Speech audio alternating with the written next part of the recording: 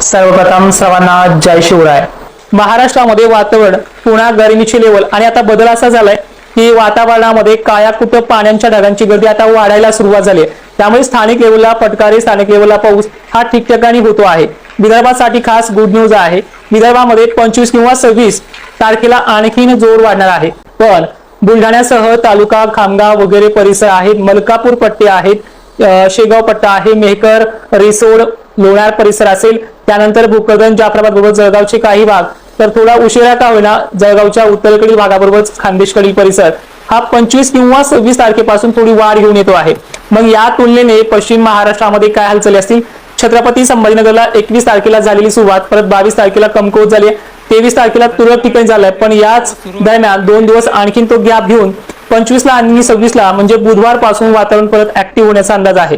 बुधवारी वैजापूर, कन्नड, त्याचबरोबर नांदगाव, येवला, निफाडमध्ये काही ठिकाणी काही प्रमाणामध्ये हलके पाळे किंवा चांगले सटकारे देखील वाढू शकतात। त्यानंतर बीड जिल्ह्यामध्ये काही 1-2 दिवस बरा झालाय, परत काही ठिकाणी कमी झालाय, पण हे सटकारे नंदुरघाट, नांदूर वगैरे भागांना पुन्हा वाढणार आहेत। पश्चिम महाराष्ट्राला मात्र 2 दिवस उशिरा 25 किंवा 26 ऑगस्ट दरम्यान दिलासा आहे। त्यानंतर विदर्भामध्ये एकंदरीत सर्व जिल्ह्यांमध्ये बऱ्याच ठिकाणी या 3 दिवसामध्ये म्हणजे 25-26 दरम्यान वातावरण वाढणार आहे। आता खरं तर अनेकांना अपेक्षा आहे की हे वारे कधी बंद होतील। ते वारे काही प्रमाणामध्ये काही भागांना नॉर्मली वर्कआउट करतात। नॉर्मली कमी झालेला आहे तो भाग म्हणजे विदर्भाचा आणि पूर्व विदर्भाचा। पश्चिम महाराष्ट्रातील वारे मात्र कायम आहेत। मराठवाड्यात सुद्धा अनेक भागांना वारे कायम आहेत, पण या वाऱ्यासोबतच बाष्पयुक्त कंडिशन वाढणार आहे। त्यामुळे अजूनही या भागामध्ये स्थानिक लेवलचेच पाऊस सुरू राहतील, जसे की इकडे पडला तिकडे पडला, आपल्या गावाच्या उजव्या साईडने गेला किंवा डाव्या साईडने गेला, या पद्धतीचं शेड्यूल या भागामध्ये चालू राहणार आहे।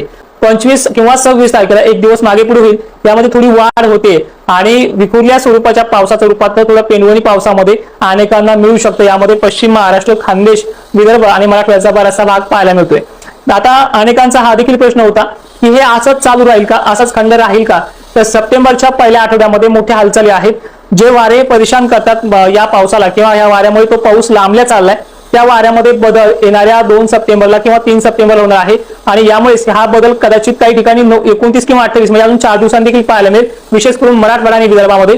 त्या बदलामुळे या भागामध्ये पाऊस थांबण्याची प्रक्रिया याच 25, 26, 27 आणि 28 तारखेला वाढू देखील शकते।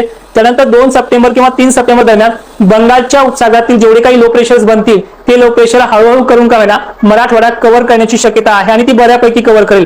त्यामुळे ही वाढ विदर्भामध्ये आणखीन 25 ऑगस्ट आणि 26 ऑगस्टला कायम राहू शकते। फक्त 24 ऑगस्ट नॉर्मली वर्कआउट करेल आणि 25-26 ला त्यामध्ये वाढ बुलढाण्यापर्यंत देखील वरती येण्याचे चान्सेस आहेत। त्यामुळे थोडा छत्रपती संभाजीनगरला, जालन्याला देखील याचा परिणाम होऊ शकतो। बाकी हिंगोली, परभणी सुद्धा अनेक ठिकाणी हे पाऊस चालू राहतील।